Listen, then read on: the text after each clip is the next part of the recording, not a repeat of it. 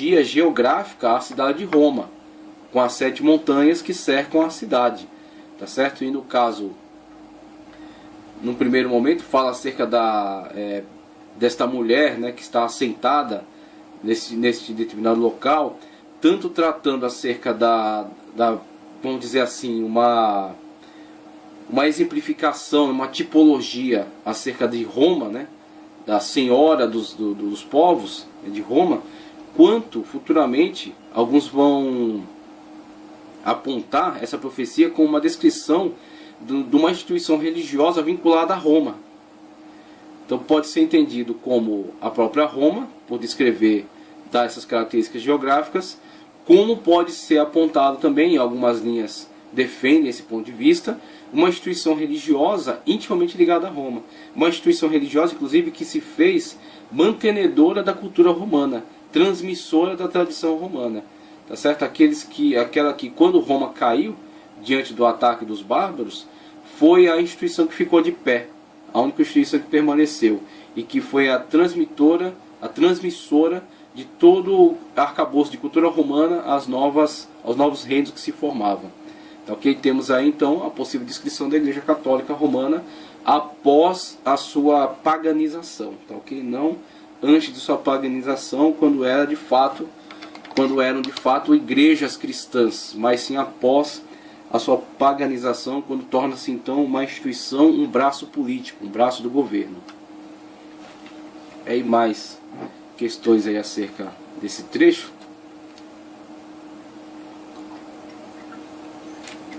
Veja só. São também 7 reis. Esse trecho.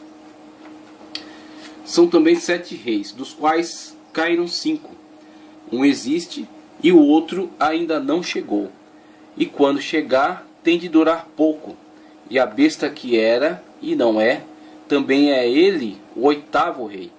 E procede do 7 e caminha para a destruição. Então temos aí uma abordagem que relaciona o anticristo àquele sistema de poder, tá certo? Numa continuidade histórica, mas diz também que este rei que pertence àquela linha de continuidade histórica, ele é o 8º, ou seja, ele ainda virá, ele não veio, ele não está presente ainda, mas ele será, ele é o 8º rei, só que ele caminhará para a destruição.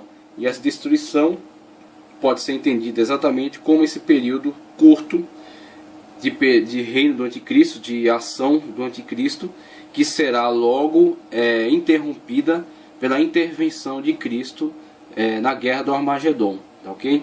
Então temos aí o 8º rei como sendo procedente desses 7, né?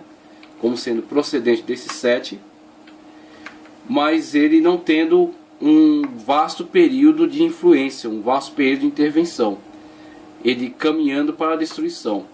Então, ao mesmo tempo que João faz uma ligação bastante evidente com as linhas sucessórias de reis da sua época, ele deixa aí dentro desse mesmo apontamento, ele deixa algo que está como previsto para cumprimento futuro.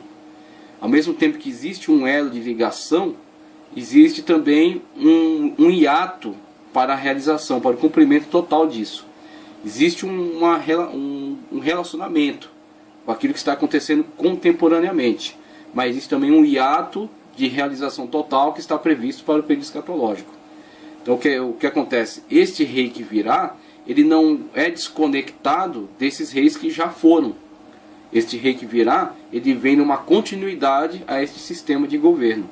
Uma continuidade a esse sistema que se levantou desde Babilônia, tá certo? Que foi sendo transmitido a outros imperadores, a outros reis, a outros sistemas políticos, que mesmo que diferentes, que com outra ação, mesmo que substituindo aquele, são na verdade também seus sucessores, tá certo? E que serão completamente unificados na pessoa deste rei que virá, o 8º. Então o 8º que virá, ele vem com um tempo após, mas ele não está completamente desconectado daqueles.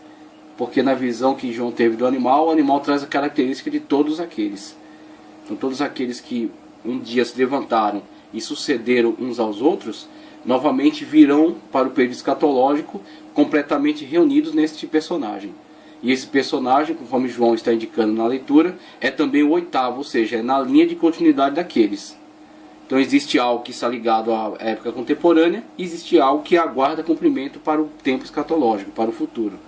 Por isso a questão da profecia da visão de dois cumes, o falso cume, né? Existe um cume que está se realizando ali, mas existe, quando se chega ao cume dele, quando se chega ao momento que pode-se ter uma visão panorâmica, vê-se que há algo ainda a cumprir-se para o futuro. Há um cume maior ainda a se alcançar. Então temos aí os 5 reis que caíram, o que existe e o que durará pouco, podem ser identificados como monarcas romanos anteriores, atuais a João e posterior ao mesmo apóstolo.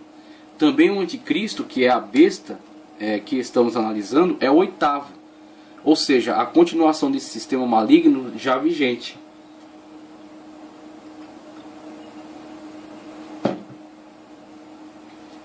Não necessitando identificar-se como um César, como um Augusto, tá certo? Como um imperador romano, como um cidadão italiano, de forma alguma, porque nessa perspectiva não estamos tratando de estados, de países, estamos tratando de potentados.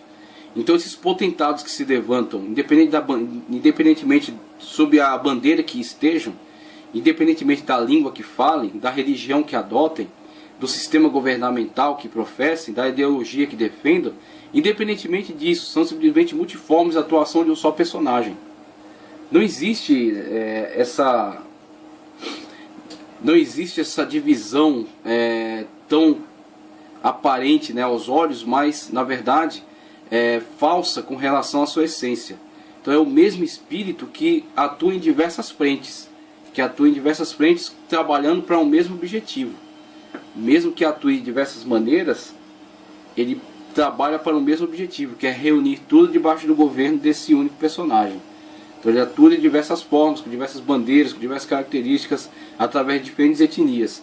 Mas ele está trabalhando e construindo uma plataforma que será unificada e será coordenada, governada, dirigida por um só personagem. Por isso que ele assume diferentes formas, mas trabalha por um objetivo comum. Tá, ok? Então, não é necessário que o anticristo seja da Itália para que ele seja um continuador desses imperadores, seja o oitavo. Tá, ok? Porque na verdade o que estamos falando aqui é do espírito que está por trás destes governantes, que levantou estes Césares e que levantará ainda o oitavo para o período escatológico. Então o que João está vendo na sua época são os Césares, são os imperadores romanos. Mas existe ainda um imperador que virá, ele está na linha de continuidade daquela política e ele será o oitavo, mesmo não sendo italiano, mesmo não sendo daquela região. Mas ele está em linha de continuação com aquele sistema que estava vigente já na época de João, que permanece hoje e que virá ainda para o futuro, o tempo escatológico.